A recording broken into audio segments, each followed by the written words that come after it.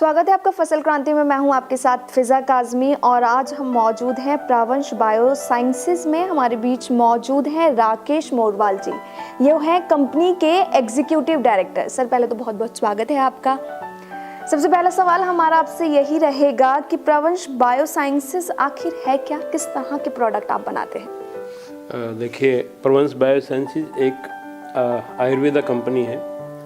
हम लोग आयुर्वेदा से रिलेटेड प्रोडक्ट्स बनाते हैं, कॉन्ट्रैक्ट फार्मिंग करवाते हैं, स्पाइसेस, एसेंशियल ऑयल और जितनी फ्रेगरेंसेज हैं उनमें हम लोग काम करते हैं। पूरा बेस हमारा कॉन्ट्रैक्ट फार्मिंग के ऊपर है, ठीक है। उनसे हम लोग आयुर्वेदा, जड़ी बूटियाँ, मसाले और जो तेल वाली जो चीज़ें होती हैं वो हम उनसे उगवाते हैं, उनको लेके अपनी पैकिंग में डाल के उनको फिर सेल आउट करते हैं।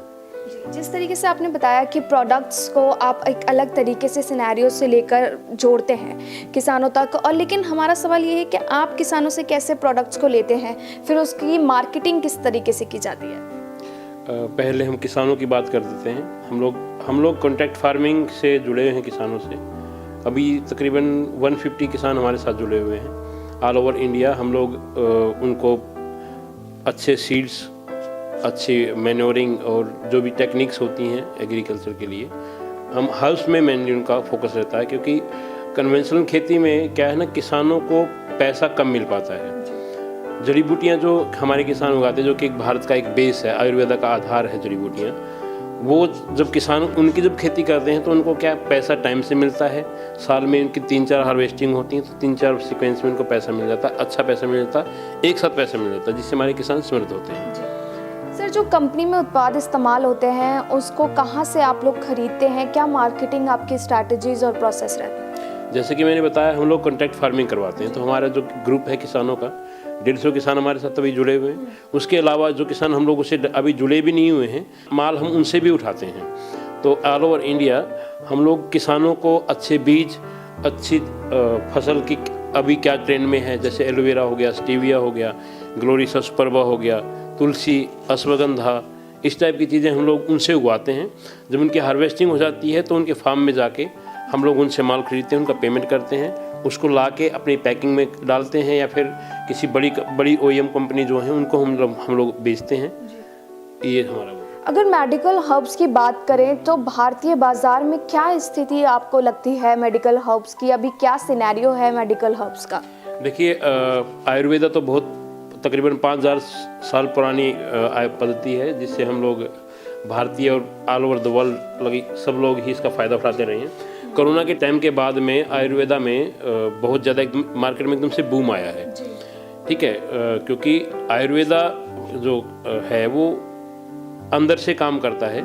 आयुर्वेदा का एक श्लोक है, मैं पहले इंटरव्यू में भी मैं बोलता रहता हूँ। आयुर्वेदा की एक कोट है कि स्वस्थस्य स्वास्थ्य रक्षणम, आतुरस्य विकार प्रशमनम। दैट मीन्स कि आयुर्वेदा कहता है कि जो स्वस्थ व्यक्ति है उसके स्वास्थ्य को हम लोग बिल्कुल सही सिक्योर करके रखेंगे, और जो बीमार व्यक्ति है, जो अंदर से कमज़ोर व्यक्ति है, उसके स्वास्थ्य को हम लोग स्ट्रॉन्ग करेंगे। ये आयुर्वेदा का है। तो वो इसी सेम तरीके से हम लोग काम करते हैं। तो आयुर्वेदा सिर्फ इंडिया में नहीं, अब ऑल ओवर द वर्ल्ड बहुत फेमस है और बहुत ज़्यादा यूज में आ रहा है। इसी के चलते इंडिया में ही अभी कोरोना के टाइम में बहुत ज़्यादा स्टार्टअप हुए हैं। जितने स्टार्टअप हुए हैं उससे तकरीबन 30-40% आयुर्वेदा और स्पाइसेस में हुए हैं। और दूसरी बात है, अभी देखो, देश की GDP स्ट्रॉन्ग करने के लिए हमें एक्सपोर्ट करने की ज़रूरत है, और एक्सपोर्ट स्टार्ट हम वेरी इजीली हम लोग कर सकते हैं इंडियन स्पाइसेस से, ठीक है, जो कि जड़ी बूटियाँ ही हैं। तो आयुर्वेदा का ये रोल है भी। जिस तरीके से आपने बताया, इंटरनेशनल लेवल पर भी अगर भारतीय चाहें तो इसका एक्सपोर्ट या इंपोर्ट किया जा सकता है, जैसा भी सिनेरियो रहता है। लेकिन आपके क्या टर्म्स एंड कंडीशंस हैं अगर इसको इंटरनेशनल लेवल पर लेकर जाना चाहेंगे तो? मतलब भारतीय बाजार से आप अंतर्राष्ट्रीय लेवल पर अगर अपने बिजनेस को लेकर जाना चाहते हैं तो क्या टर्म्स एंड कंडीशंस आपको लगती हैं, या फिर क्या कुछ परेशानियां लगती हैं आपको बाजार में? परेशानियां नहीं, कुछ टर्म्स होती हैं। जैसे देखिए, एक आजकल एक वर्ल्ड बड़ा ट्रेंड में है ऑर्गेनिक, सब कोई ऑर्गेनिक के पीछे भाग रहा है, ठीक है। और जड़ी बूटियाँ तो वैसे ही ऑर्गेनिक होती हैं, इनमें कोई मिलावट का कोई मतलब ही नहीं बनता है। उसके बावजूद भी बाहर के जो बाज़ार हैं उनमें ऑर्गेनिक सर्टिफाइड हम लोगों को चाहिए हैं, NPOP और NOP। तो जब हम जो ऑर्गेनिक के लिए हमारा अलग से ही फार्मिंग रहती है, वो हम किसानों की जो ज़मीनें होती हैं उसको हम लोग सर्टिफाई करवाते हैं, वहाँ पे फिर अपनी फसलें उगाते हैं। वो कॉन्ट्रैक्ट होता है लंबा साल का। अभी जैसे हम अभी नॉन ऑर्गेनिक उसकी बात करें हब्स की, तो वो शॉर्ट टर्म के लिए होती है, 1 साल 2 साल, किसी का मन लग रहा है, किसी को पैसा ज़्यादा मिला कहीं तो और कर लो भाई, ठीक। बट आयुर्वेदिक का क्या आता है, उसका कम से कम 5 साल का कॉन्ट्रैक्ट होता है, क्योंकि 2 से 2.5 साल तो ज़मीन को ऑर्गेनिक होने में ही लग जाता है।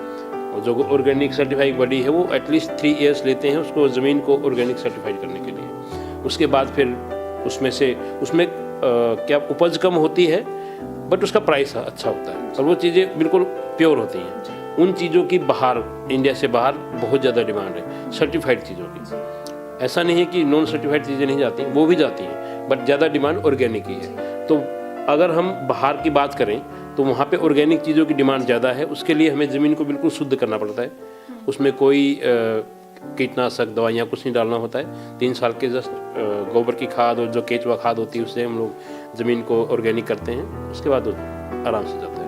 सर, भारतीय बाजार में अगर शुद्धता की बात करें तो शुद्धता को आप लोग कैसे चेक करते हैं या फिर क्या आपका क्राइटेरिया रहता है? शुद्धता सिर्फ भारतीय बाजार में नहीं है, आप कहीं भी चले जाइए, शुद्धता का तो मेन मानक होता है। जब कोई चीज़ शुद्ध नहीं है तो कोई मतलब नहीं है उसका। और हम लोगों की बात करें तो जब हम कॉन्ट्रैक्ट फार्मिंग हम करा ही रहे हैं, तो माल हम जब उठाते हैं तो हमारे डिफरेंट लैब से कोलेब्रेशन है। हम पहले सैंपल लेते हैं, लैब में उसका माल को टेस्ट कराते हैं, उसके बाद वहाँ से माल उठता है। जिस तरीके से आपने बताया कि माल का एक पूरा प्रोसेस रहता है, लेकिन अगर हम बात करें अभी हालिया स्थिति की, आपको क्या लगता है इसका मार्केट आने वाले टाइम में कहाँ पर स्टेबलाइज होगा? मैम, आयुर्वेदा का मार्केट स्टेबलाइज नहीं होगा। आयुर्वेदा एक बढ़ती हुई इंडस्ट्री है, ठीक है, तो उसके बारे में भी कुछ भी कहना सही नहीं रहेगा, बिकॉज प्रगति की कोई लिमिट नहीं होती है। लेकिन कंपटीशन में कई कंपनियां हैं, तो आप अपनी कंपनी को किस तरीके से अलग देखते हैं?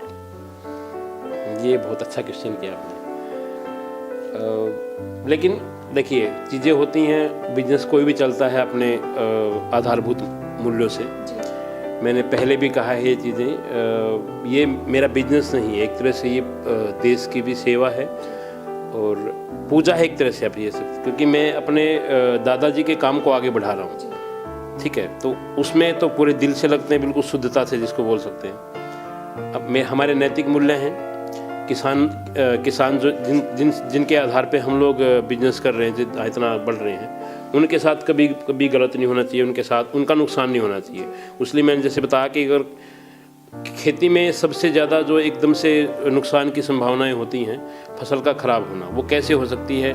कोई जंगली जानवर, नेचुरल कैलेमिटीज आ गई, इस टाइप की चीज़ें, बाढ़ टाइप में, तो उसके लिए हम लोग पहले से इंश्योरेंस करा के रखते हैं, तो किसानों का नुकसान नहीं होना है। किसानों का नुकसान नहीं होगा तो हमारे साथ तो जुड़े ही रहेंगे, और जुड़े रहेंगे, उनका दिल नहीं दुखेगा, वो अगर समृद्ध होंगे तो भी अच्छी बात है, हम लोग भी आगे बढ़ेंगे। सर, अगर नए प्रोडक्ट्स की बात करें तो कंपनी में अभी कौन से नए प्रोडक्ट्स हैं और क्या क्या है, किस तरीके से अभी मार्केट में वो आने वाले हैं? हम लोगों के परवंश बायोसाइंसेज का एक ब्रांड है वैदिक मेडिक्स, जिसमें अभी अप्रोक्स 21 प्रोडक्ट्स हैं, जिसमें आयुर्वेदा प्रिपरेशंस हैं, ओमेगा 3 हैं, कश्मीरी कावा है और 3-4 फ्लेवर हर्बल टीके हैं, कुछ कैप्सूल्स हैं अभी इम्यूनिटी वगैरह के लिए, और बाकी वो चीज़ें भी आ रही हैं, कुछ एसेंशियल ऑयल्स आ रहे हैं, अभी कुछ चीज़ें पाइपलाइन में भी हैं। अभी तकरीबन 21 प्रोडक्ट हमारे हैं, जिसमें आयुर्वेदा पाउडर्स हैं, जैसे stevia powder, ashwagandha powder, hibiscus, आंवला, एलोवेरा, मोरिंगा पाउडर्स, ओमेगा 3 है, सीसम सीड्स हैं,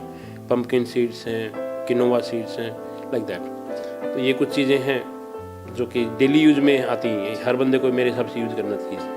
आपसे आखिरी सवाल यही रहेगा, जैसे आपने खुद ने भी कहा कि आप अपने पूर्वजों का बिजनेस आगे बढ़ा रहे हैं, तो किसानों के साथ ज़्यादा से ज़्यादा जुड़ने के लिए आप क्या आगे अपना एक प्लान तैयार करके रखेंगे, ताकि अभी जितना कंपनी जुड़ी हुई है उससे ज़्यादा किसानों के से आप अपना प्रोडक्ट्स ले सकें और भारतीय बाज़ार में उन प्रोडक्ट्स को उतार सकें?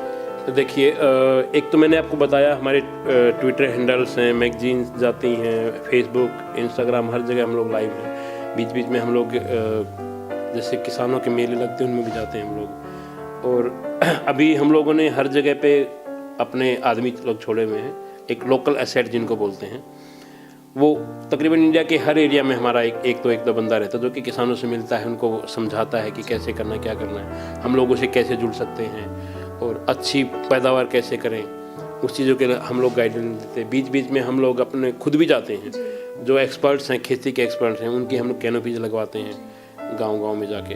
तो इस तरह से हम लोग अपना काम बढ़ा रहे हैं, किसान हमसे जुड़ रहे हैं। अभी 6 महीने पहले अगर हमने जैसे बात करें, मेरे साथ कुल 20 किसान थे। अभी मैं 1 महीना सिर्फ बाहर रहा था, 150 किसान हम लोगों के साथ जुड़े हैं। अभी राजस्थान में हमारी मीटिंग्स चल रही हैं। संभावना है कि इस महीने के अंदर अंदर तकरीबन हम 150 किसान और हम अपने साथ जोड़ सकते हैं। तो जैसे जैसे हमारा दायरा बढ़ेगा, वैसे वैसे किसान हमारे समृद्ध होते जाएंगे, हम लोग उससे जुड़ेंगे।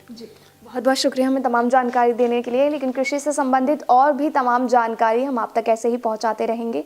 आप जुड़े रहिए फसल क्रांति के साथ।